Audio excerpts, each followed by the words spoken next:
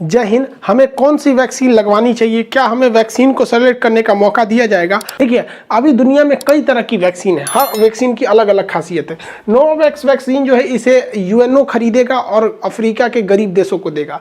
Moderna और Pfizer America में बहुत बड़े पैमाने पर लगाए जा रहे हैं। एस्ट्राजेनिका और ऑक्सफोर्ड यूनिवर्सिटी ने मिलकर बनाया। अभी वर्ल्ड वाइड ये दुनिया की सबसे सस्ती वैक्सीन है। इसको भारत में serum institute of India Covishield नाम से बेच रही है, यही सबसे ज़्यादा लगाया जा रहा है।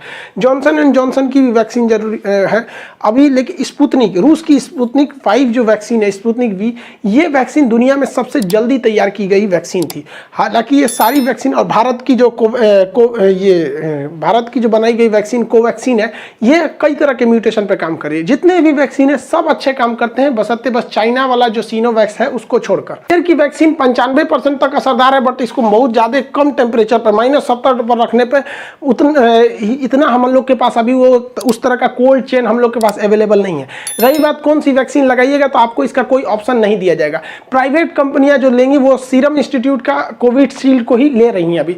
अभी जो स्पुतनिक है, इसका बड़े पैमाने पर उत्पादन करने के लिए भारत सरकार ने डॉक्टर रेड्डी के साथ साथ 6 कंपनियों को कहा है स्पुतनिक वैक्सीन का उत्पादन करने के, क्योंकि सरकार को भी पता है कि वैक्सीन का उत्पादन बहुत तेजी से करना जरूरी है। तो आपके पास 3 वैक्सीन है, तीनों में कोई अंतर नहीं है, आपको तीनों की तीनों वैक्सीन आपको बचाएगी। हाँ, बस अंतर यह है कि स्पुतनिक आपको 21 दिन में जितनी सुरक्षा देगी, भारत की बनी कोवैक्सीन उसे 28 दिन में देगी, और जो कोविशील्ड है वो आपको 42 से 56 दिन का उतना ही समय लेगी। बस समय का अंतराल है। अब जैसे मान के चलिए अभी सिचुएशन बहुत वो है, मतलब डेंस है, बहुत तेज से कोरोना बढ़ रहा है, तो अगर आप एक डोज भी ले लेते हैं वैक्सीन की, एक डोज भी, तो आपको ये कारगर होगी, लेकिन डबल डोज इतना कारगर नहीं होगी। वैक्सीन जो है ये आपको इस बात की कभी गारंटी नहीं देती है कि आपको दोबारा कोरोना नहीं होगा। बहुत कम चांस है आपको होगा। जैसे 17 लाख लोगों को वैक्सीन दिया गया था तो उसमें मात्र 6000 लोगों को कोरोना हुआ था। तो कितना छोटा सा आंकड़ा है, 17 लाख लोगों, और उसमें से भी जान नहीं जाती है।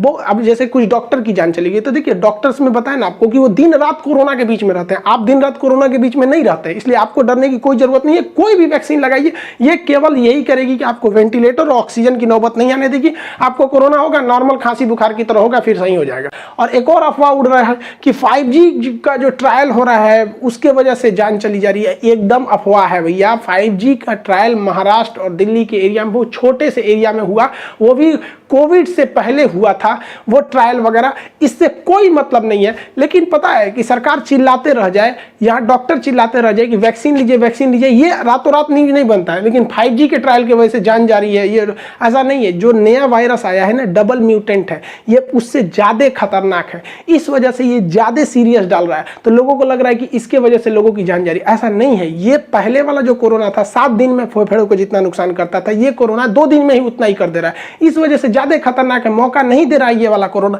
इसको 5G से कोई लेना देना नहीं है। आप वैक्सीनेशन कराइए अगर आपकी जान प्यारी है तब। इजराइल जो है, आप देखिए, इजराइल ने अपने आप बहुत बड़ा त्यौहार भी मना लिया जिसमें 1.5 लाख लोग वहां पर उपस्थित थे बिना किसी सोशल डिस्टेंसिंग के।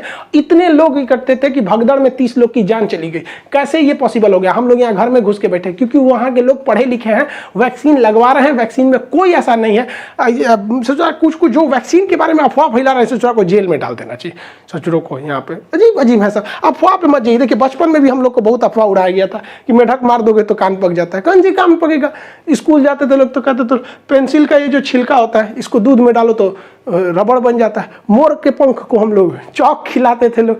अजीब हाल होता है यहाँ पे। कहते बर्तन में खाना मत खाओ जिसमें बनता है, नहीं तो शादी में बारिश होने लगेगी। सूप जो चावल फटका जाता है आगे मत जाओ, नहीं तो देर से ब्याह होगा या फिर दहेज नहीं मिलेगा। बगुला उड़ के जाएगा तो बगुला बगुला तार दे सोने के तलवार। ये सब क्या था?